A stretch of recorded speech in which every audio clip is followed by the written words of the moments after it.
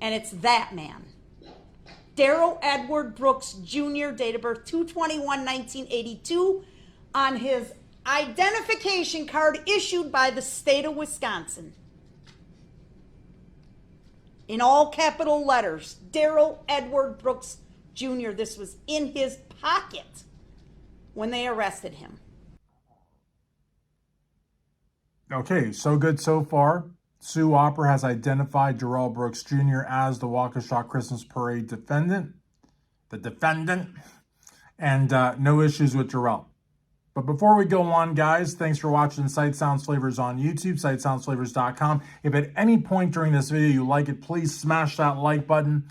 Also, guys, please subscribe, ring the bell for notifications. You know, a lot of you guys are not subscribing, and the future of this channel depends on it.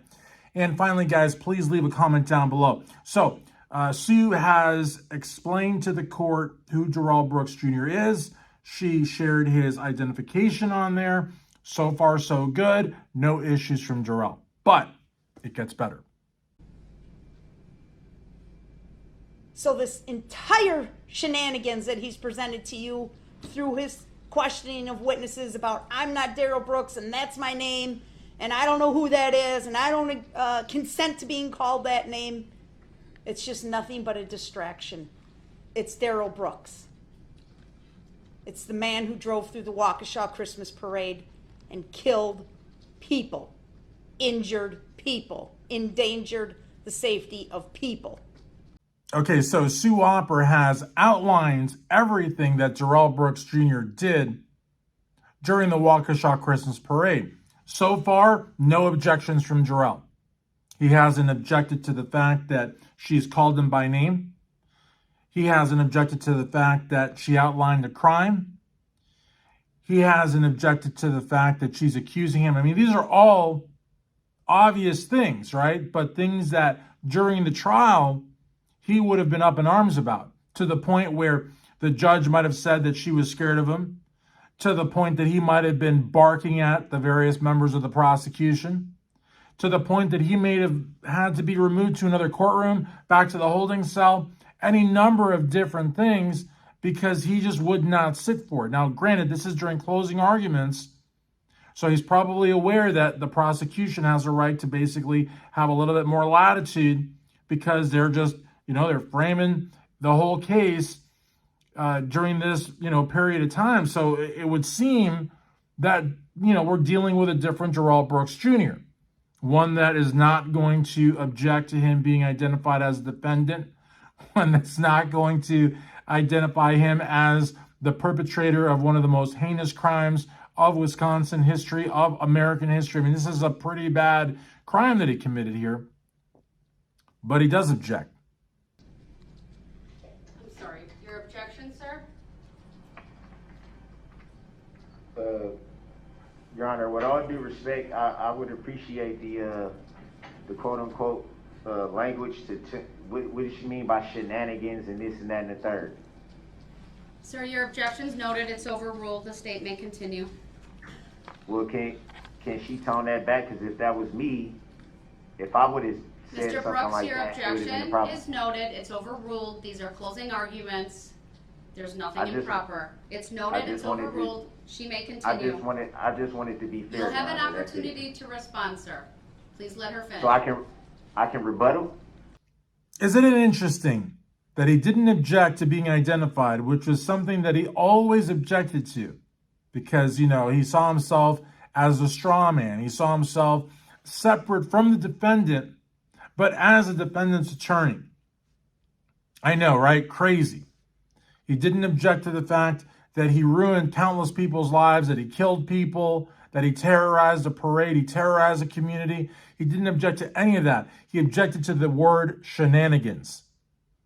I mean, that's pretty crazy. I mean, he's talking about wanting Sue Opper to tone it down, to walk it back. At the end, you can hear him say, well, I got a rebuttal, because here's the deal. And this is what this video is all about. There was something going on between Darrell and Sue Opper. Now, Sue didn't care less. Sue didn't think about this guy more than half a second. She thought of the heinous crime he committed. she thought of the fact that, I'm assuming here, I am speculating. Again, guys, Sight Sounds Flavors YouTube channel is not a news channel. If you catch me at an inaccuracy, or if my recollection is somehow fuzzy and I don't get everything right, you call me out on it in the comments. And if I'm wrong, I will retract my position. But I don't do news. I will take a clip for fair use, and then we'll just talk about it for 3, 5, 10, 12 minutes, however long. But this is not a news channel. And I'm not like looking down at news channels, because I took the clip from a news channel for fair use, which is totally acceptable. But the reality of the matter is that what we do here, what I do here, and what I always encourage you guys to do, whether we agree, disagree, or something else, is to leave a comment.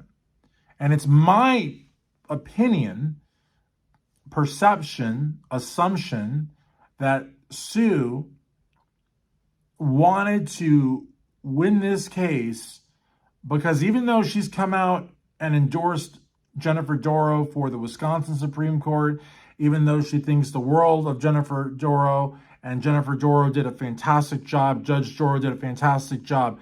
I mean, I think that we can agree that Sue Opper and Judge Doro are cut from two different cloths.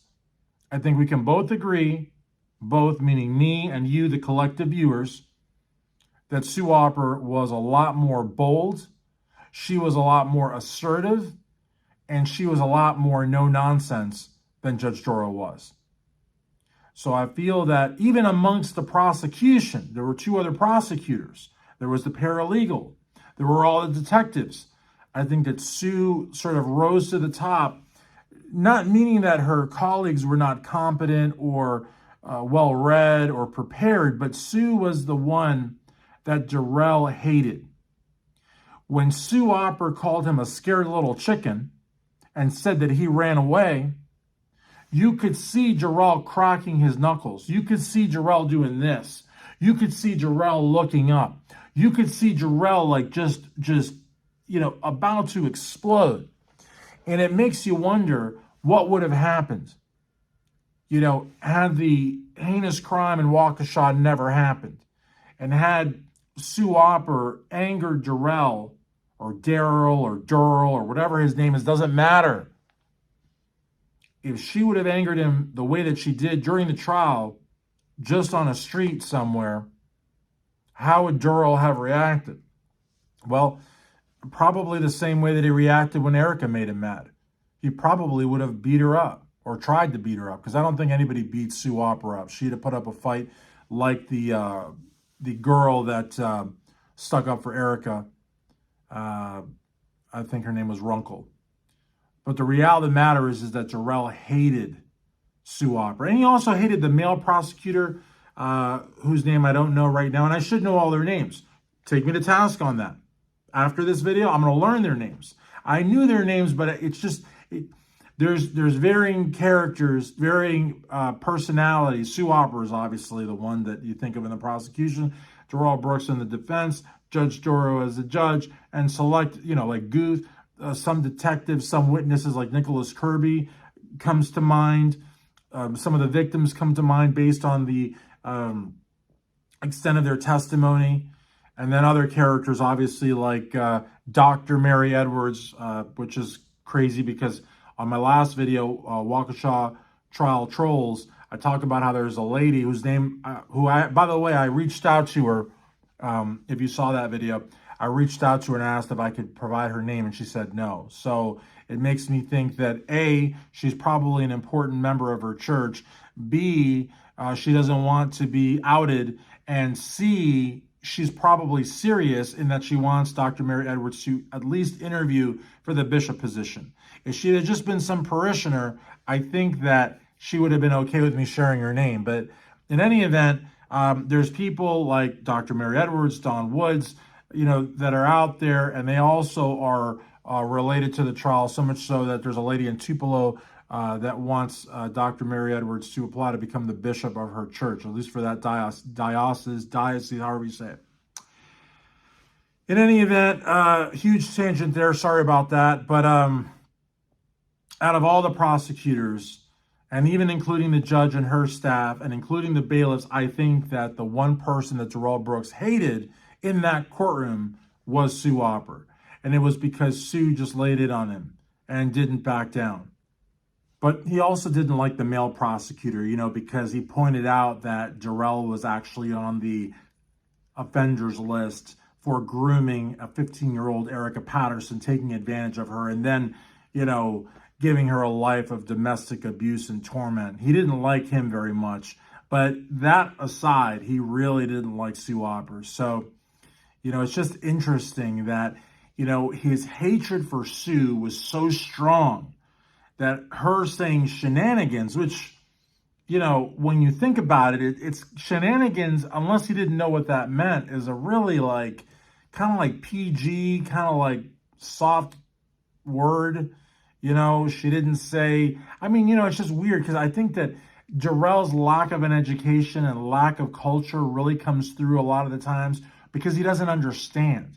Like, how could he not know what shenanigans is? How could he not know that?